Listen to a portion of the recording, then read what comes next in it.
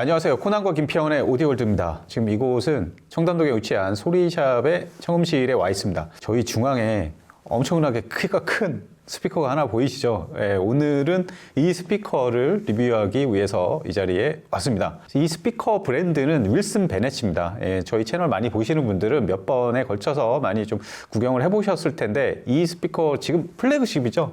예, 윌슨 베넷의 플래그십 스피커입니다. 과연 스피커를 이렇게 크게 만들 필요가 있을까? 참고로 이 스피커의 키가 199cm인가 그렇고요. 한쪽 채널당 스피커의 무게가 145kg이나 나가는 정말 대형기입니다. 과연 왜 이렇게 크게 만드는 걸까 궁금할 수 있는데 오늘 이런저런 이야기를 나누면서 현대 하이엔드 스피커의 최고봉들 과연 이런 설계의 비밀이 뭐가 있을까 한번 알아보는 시간을 갖도록 하고요. 전반적으로 좀 시각을 넓혀서 전 세계의 하이엔드 스피커들 뭐가 있을까요? 저는 좀 떠오르는 게 매지코의 M9 저희 채널에서 리뷰도 한번 했었고 그 다음에 또 뭐가 있을까요? 그 YG 어쿠스틱스의 소냐 XV 예, 그거 이제 포타오죠. 그렇죠. 그것도 엄청난 플래그십 스피커고요. 네. 그리고 윌슨 오디오의 그러니까 미국의 윌슨 베넷이 말고 윌슨 오디오의 웸 마스터 크로노소닉, 그렇죠. 예, 기암급 그런 스피커도 있고, 예. 그리고 얼마 전에 저희가 리뷰했던 카르마도 있죠. 그렇죠. 예, 이제는 스피커 얘기하면서 카르마 얘기를 안 할 수가 없는 것 같아요. 그때 네. 저희는 EB4D를 들었는데 예. 얘네 플래그십은 EB1D. 예. 그것도 엄청난. 저희도 뭐 실물은 못 봤지만은 예. 나중에 꼭 기회가 되면은 한번 리뷰할 시간이 있었으면 좋겠습니다. 아, 네. 그날이 많이 기다려집니다. 빨리 왔으면 좋겠고. 그러면 요즘 현대 하이엔드 스피커들은 과거에 20세기에 나왔던 막 그런 스피커들과 조금 달라요. 보면은 전반적으로 이런 광대역의 이 대형기를 만드는 이유는 일단은 대역 폭이죠.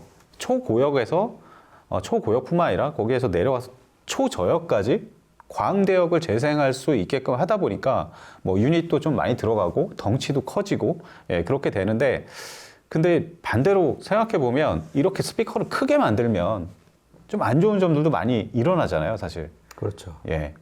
뭐가 있을까요, 대표적으로? 그러니까 보통 이제 요즘에는 이제 그런 경우가 좀 많이 줄어들긴 했는데 예.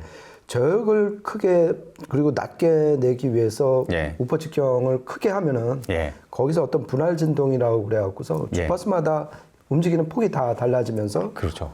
그러니까 음의 왜곡을 일으킨단 말이죠. 예. 예, 그리고 댐핑이 잘 안 이루어지는 문제도 생길 것이고, 네. 그리고 또 여러 다발 유닛이 들어가면은 당연히 크로스오버 설계도 복잡해지고, 예. 결국 필터가 많이 들어가니까 예. 시간이나 위상, 지연 이런 문제도 생길 것이고요. 그렇죠. 그리고 또 커지다 보면은 이 인클로저의 공진, 진동 문제도 또 발생을 하니까 그만큼 더 안에 보강을 해야 되고, 그렇죠. 그러다 보면 내부 용적이 또 줄어드는 또 딜레마에 빠지고. 맞아요. 그러니까 해결해야 될 게 진짜 많긴 많을 것 같아요. 예. 그래서 특히 저역 쪽은 저역 문제 때문에 일부 하이엔드 메이커의 최상급 모델들은 보면은 저역 스피커가 따로 있어요.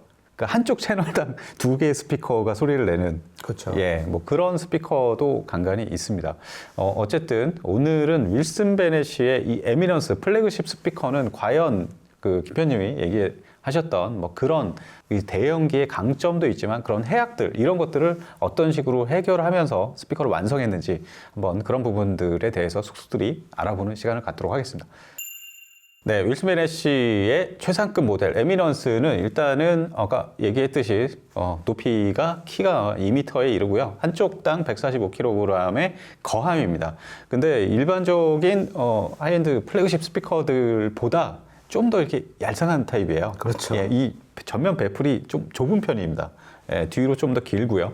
그리고 유닛 개수로는 한쪽 채널당 투입한 유닛 개수가 저는 매킨토시 말고는 이 정도로 많이 투입한 하이엔드 스피커는 요즘 본 적은 없는 것 같아요. 네. 한쪽에 무려 10개의 스피커가 투입돼 있죠. 예, 이 스피커 유닛 구성 어떻게 보시나요, 김편님은? 그러니까 그 유닛을 위부터 좀 천천히 살펴보면요. 예. 맨 위에가 그리고 이제 모든 유닛은 다 진동판 재질도 똑같고 예. 직경도 7인치도 다 똑같아요. 그렇죠. 그거가 이제 전제로 하고 말씀을 드리면 위에 두 발이 높은 저역을 담당하는 네. 우퍼가 되겠죠. 네. 그게 두 발이 있고 그 다음에 트위터 그 다음에 미드레인지, 네. 그 다음에 이번에는 좀 낮은 저역을 담당하는 우퍼가 또 두 발이 있고요. 네. 그 다음에 아까 말씀드린 아이소베릭 우퍼가 예. 또 두 발이 있고, 네. 그러니까 맨 밑에 두 발은 총 네 발이 투입이 된 거죠. 그렇죠. 그래서 총 지금 코나님이 말씀하신 것처럼 10개 유닛이 네. 투입된 진짜 초대형기다. 이렇게 네. 보시면 될 것 같습니다. 네, 그렇습니다. 이게 일단 뭐 조금 더 부연 설명하면은 트위터는 카본 실크 하이브리드 조음 트위터예요. 예. 이게 굉장히 오랫동안 계속해서 이제 발전돼 오다가 지금은 이제 피보나치 트위터라는 이름으로 좀 바꿨습니다. 이거 보면은 트위터의 이 페이스 플레이트랑 그 다음에 이 7인치 유닛들의 그 중앙의 더스트캡 부분 이런 게 문양이 좀 비슷해요. 그렇죠. 예, 뭔가 규칙적인 계약적인 무늬들이 계속 반복되는 그런 패턴인데 이게 피보나치 이름에서 그 그 원리를 알려주고 있죠. 피보나치 수열을 기하학적으로 이제 표현해 내면은 이런 문양이 생깁니다. 그렇죠. 예. 그래서 이제 피보나치 수열은 이제 간단하게 말씀드리면은 앞에 두 수의 합이 그 다음 수가 되는 네. 숫자네요. 그래갖고 이거를 계속 하다 보면은 그 우리 자연에서 발생하는 황금비 있잖아요. 그렇죠. 1대 1.618. 네. 이 비율로 수렴을 한다고 그래요. 네. 그래서 이제 해바라기 씨 아시는 대표적인 건데 맞아요. 처음에 시작하는 고 하면서 늘어나면서 소라 모양으로 늘어나고 확대되는 그 비율이 네. 황금 비율이고 피보나치 수열인 거죠. 네. 그러니까 이 자연에서 발생하는 어떻게 보면 일종의 최저가 배치 기술이잖아요. 그렇죠. 각 요소들을 이거를 응용을 해서 3D 프린팅으로 한 게 이 윌슨 베네치의 네. 피보나치 디자인이 된 거고, 네. 그게 지금 코라님이 말씀드린 것처럼 트위터 웨이브 가이드하고 그다음에 진동판의 미드우퍼에 더스트 캡에 투입이 된 거죠. 네, 김 편님 말씀대로 이게 피보나치 수열, 이게 황금 수열이 사실 자연에서 온 거고, 그래서 가장 자연스럽고 완벽한 그런 계약적 무늬로 이렇게 탄생을 했는데, 실제로 보면은 이게 피보나치 수열을 활용한 이런 문양이나 이런 것들, 그러니까 다른 건축 분야라든가 뭐 제품 디자인이라든가 이런 데 알고 보면은 많이 활용되고 있어요, 보면은. 예, 그래서 윌슨 베네시도 요거를 이제 유닛 쪽에 이제 활용을 하고 있고, 사실 예전에 바우셀 밀킨스가 1990년대 초반에 출시했던 노틸러스 오리지널, 그 옆에서 보면은 그 이름처럼 이렇게 달팽이 모양으로 이렇게 그렇죠. 돼 있잖아요. 그것도 피보나치 수열, 이렇게 황금 수열을 계약적으로 풀어낸 대표적인 그런 디자인이라고 볼 수가 있죠.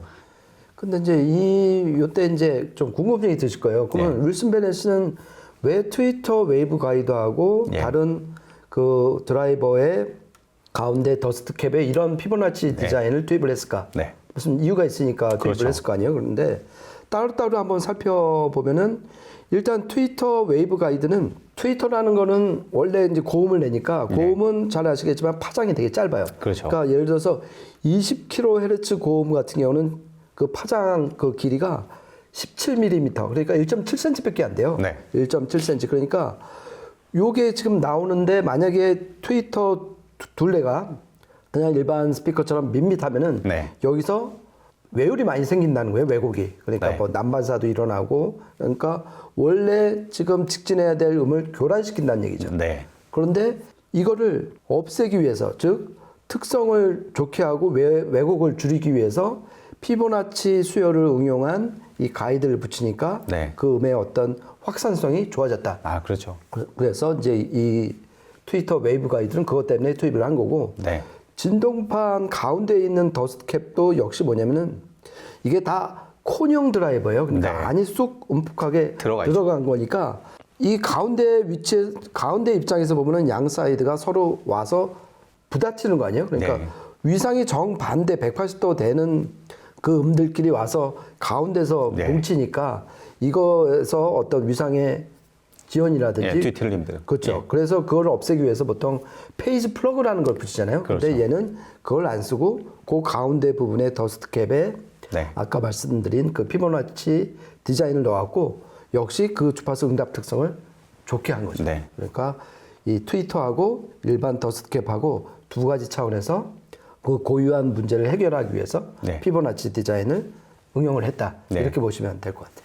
네, 그렇습니다. 이게 윌슨 베네시가 이런 연구나 소재 연구로 상당히 유명하지만 카본이나 뭐 이런 그 다른 여러 가지 그 첨단 과학 분야의 연구를 상당히 많이 하잖아요. 예, 그런 연구들에서 다 이게 좀 파생된 거라고 보여집니다. 실제로 영국의 AMRC라고 연구 단지인데 우리나라 치면 뭐 대덕 연구 단지 같은 굉장히 큰 규모의 그 첨단 그 연구 단지 내에서 연구를 하고 있고 그런 것들이 이제 정말 그쪽에서는 유일하게 스피커 메이커의 이제 그런 기술들이 투입되는 예, 그런 결과물들 중에 최상급이 이제 에미넌스인 거죠. 그렇죠. 예. 그러니까 지금 이제 거의 과학 응용 이쪽으로 네. 그러니까 독일 T+A처럼 그렇죠. 예, 그런 어떤 이 연구 R&D 이쪽에 되게 처음부터 좀 집중해온 브랜드인데 네. 그 대표적인 게 또 2017년에 유럽의 그 친환경 프로젝트 있었잖아요. 그렇죠. 수치. 예, 예. 그 프로젝트에 오디오 기업으로는 유일하게 참여를 해왔고 네. 그 얻어낸 친환경 소재를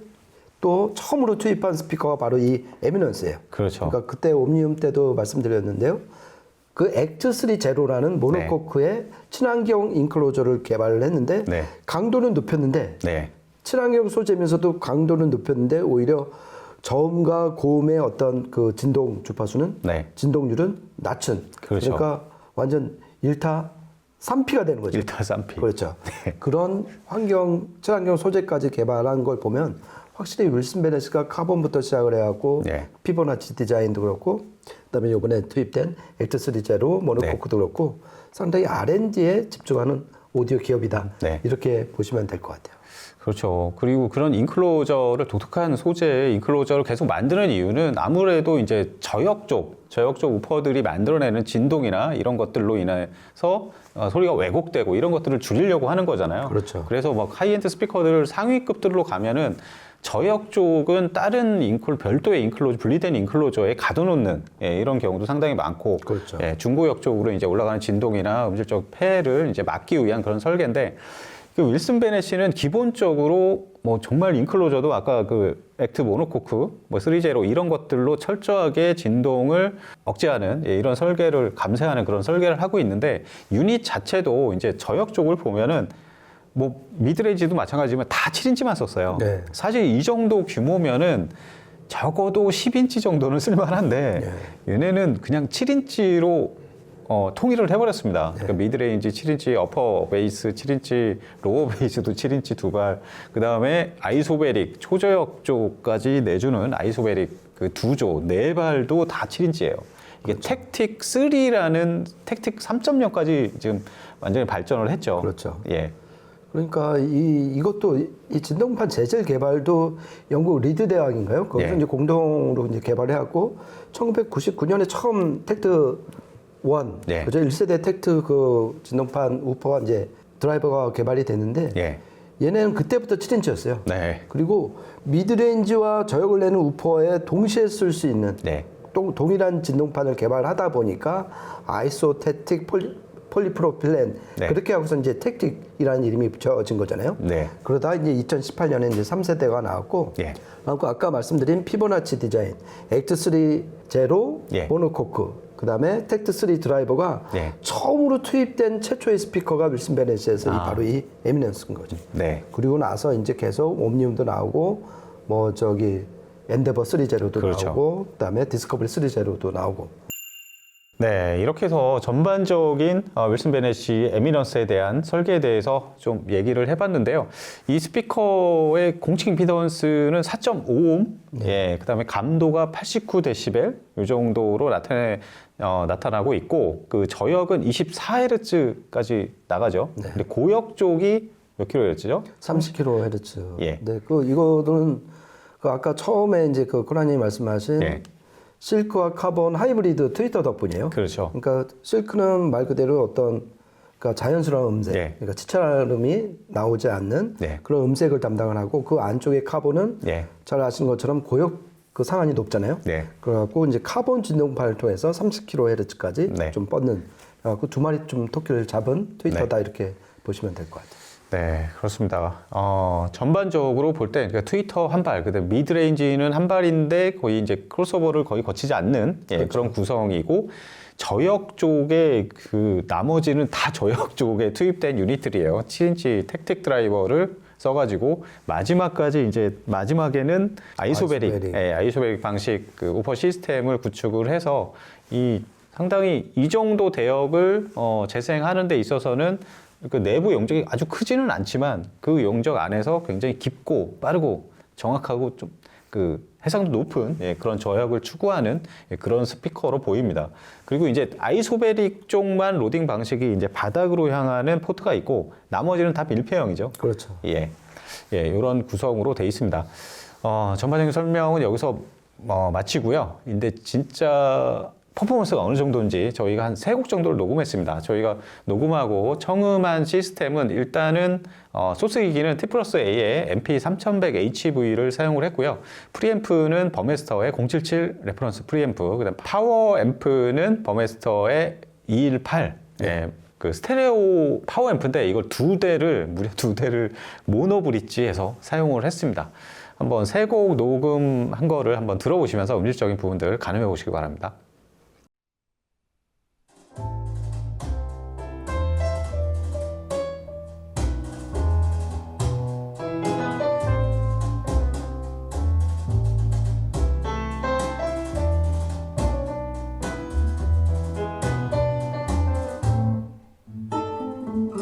Rust running down glass. Everything is made from dreams. Time is made money, slow and sweet.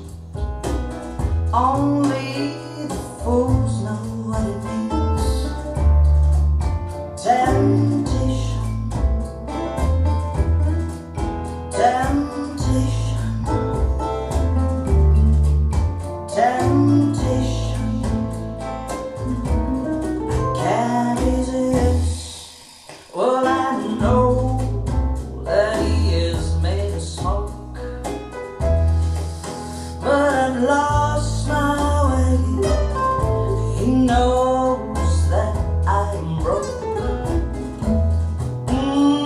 but I must pay. Temptation, temptation, temptation. I can't resist.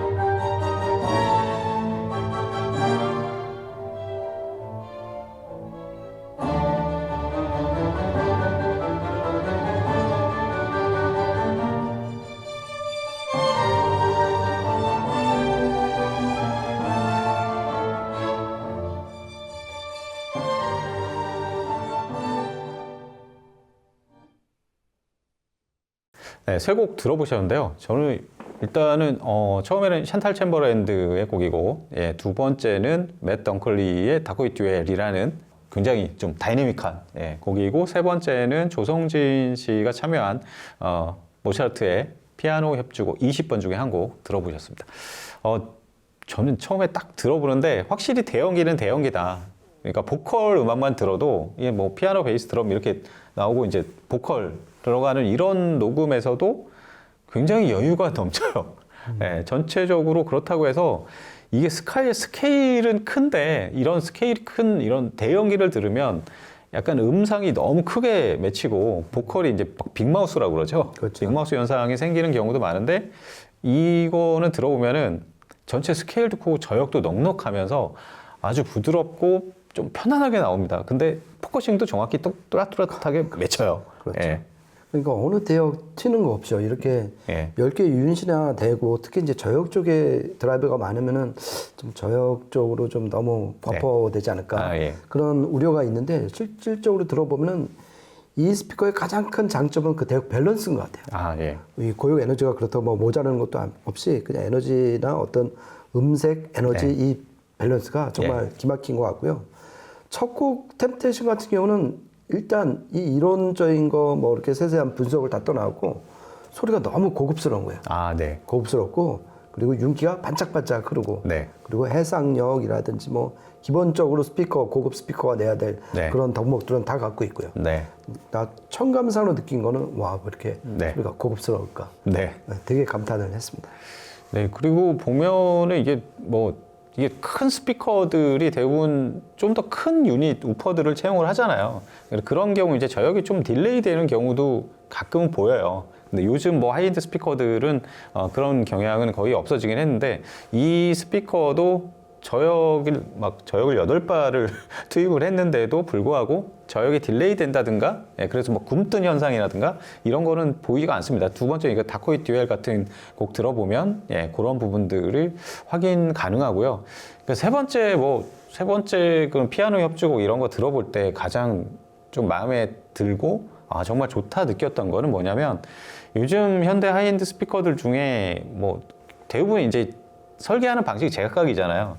근데 많은 하이엔드 스피커들이 이제 크로스오버의 투입을 정말 많이 해요. 그렇죠. 이게 정말 막 팔뚝만한 뭐 이런 크로스오버 보드를 만들고 각 대역들 막 할당하고 뭐 이런 것들 굉장히 정밀하게 그렇게 해서 어떤 경우는 좀 약간 너무 인공적이지 않냐 뭐 이런 느낌도 있는데 이 스피커는 특히 중역대가 정말 이렇게 무슨 플레인지나 뭐 동축 스피커 막 들을 때 막 그런 느낌들 그렇죠. 정말 자연스럽고 대역 간 이음매가 별로 안 느껴지는 그런 사운드가 상당히 마음에 들었습니다. 네.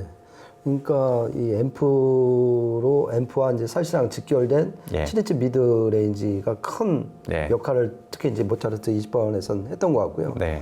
그리고 이 곡에서 특히 감탄한 거는 클래식처럼 절대 이제 각 음이 튀거나 우락부락해서는 안 되는 이런 장르에는 네. 이 에미넌스가 정말 대단한 장기를 발휘를 한 것 같아요. 네. 그러니까 아까 다코이 듀엘 같은 막 치고 빠지는 저역의 어떤 네. 타격이 필요할 때도 괜찮았지만은 그렇죠. 제가 봤을 때는 클래식 특히 대편성곡일 때의 얘의 어떤 잠재력이 완전 만렙 폭발을 한 것 같아요. 네. 특히 세 번째 곡에서 저는 이 에미넌스가 그래서 윌슨 베넷의 플래그십이구나 다시 네. 한번 알게 됐습니다. 네, 오늘 이렇게 해서 윌슨 베넷의 에미넌스를 통해서 과연 이런 대형기가 왜 필요한지 예, 그런 거를 정말 뼈저리게 느낄 수 있는 시간이 아니었나 그렇게 생각이 들고요. 저희가 준비한 시간은 여기까지입니다. 다음에 또 재밌는 이야기로 찾아뵙겠습니다. 지금까지 코난과 김편의 오디오 월드였습니다. 감사합니다. 고맙습니다.